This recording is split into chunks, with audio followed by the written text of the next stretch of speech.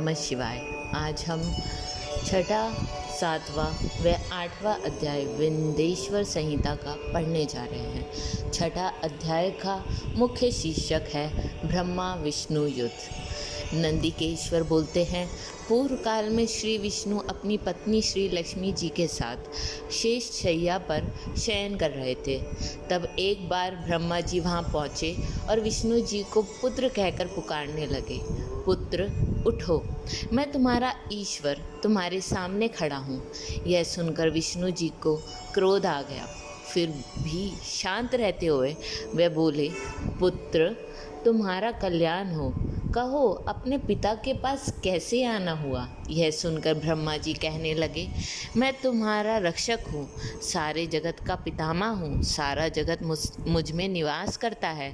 तू मेरी नाभि कमल से प्रकट होकर मुझसे ऐसी बातें कर रहा है।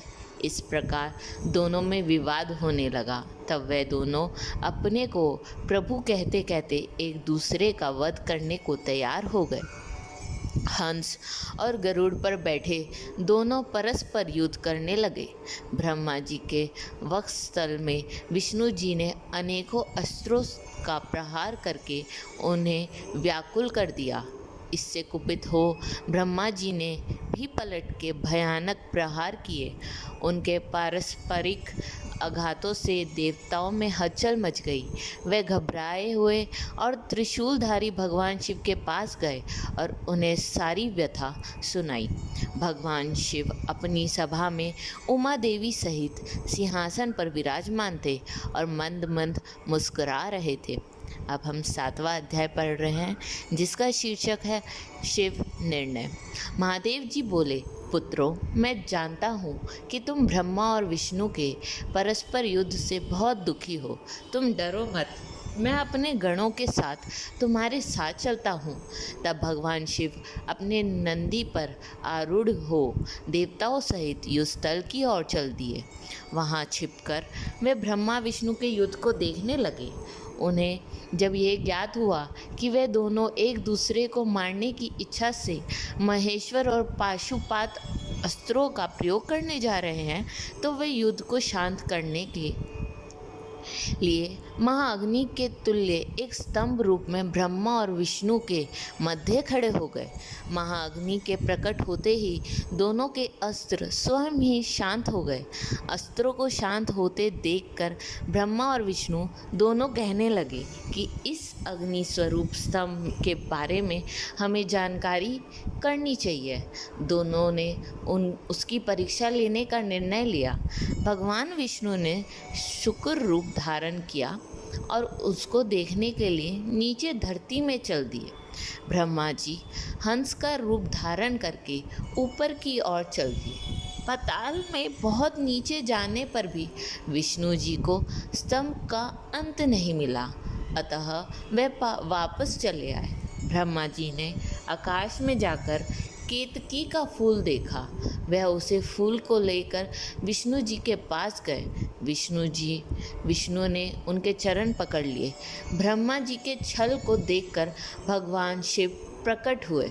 विष्णु जी की महानता से शिव प्रसन्न होकर बोले, हे विष्णु जी, आप सत्य बोलते हैं, अतः मैं आपको अपनी समानता का अधिकार देता हूँ। अब हम आठवां अध्याय पढ़ रहे हैं, जिसमें ब्रह्मा का अभिमान भंग का मुख्य शीर्षक है। नंदिकेश्वर बोले, महादेव जी ब्रह्मा जी के छल पर अत्यंत क्रोधित हुए।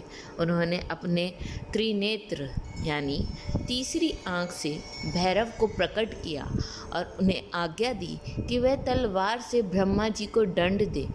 आज्ञा पाते ही भैरव ने ब्रह्मा जी के बाल पकड़ लिए और उनका 5वां सर काट दिया। ब्रह्मा जी डर के मारे कांपने लगे। उन्होंने भैरव के चरण पकड़ लिए तथा क्षमा मांगने लगे।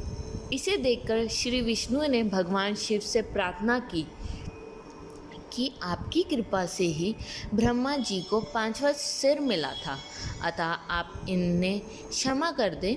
तब शिवजी की आज्ञा पाकर ब्रह्मा को भैरव ने छोड़ दिया।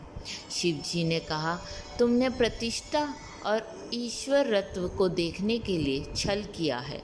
इसलिए मैं तुम्हें शाप देता हूँ कि तुम सत्कार, स्थान व उत्सव से विहीन रहोगे। ब्रह्मा जी को अपनी गलती का पछतावा हो चुका था। उन्होंने भगवान शिव के चरण पकड़कर क्षमा मांगी और निवेदन किया कि वे उनको 5वां सिर पुनः प्रदान करें। महादेव जी ने कहा, जगत की स्थिति को बिगाड़ने से बचाने के लिए पापी को दंड अवश्य देना चाहिए ताकि लोक मर्यादा बनी रहे।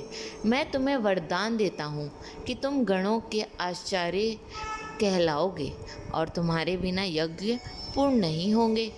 फिर उन्होंने केतकी के पुष्प से कहा, अरे दुष्ट केतकी पुष्प, अब तुम मेरी पूजा के अयोग्य हो रहोगे। तब केतकी पुष्प बहुत दुखी हुआ और उनके चरणों में गिरकर माफ़ी मांगने लगा।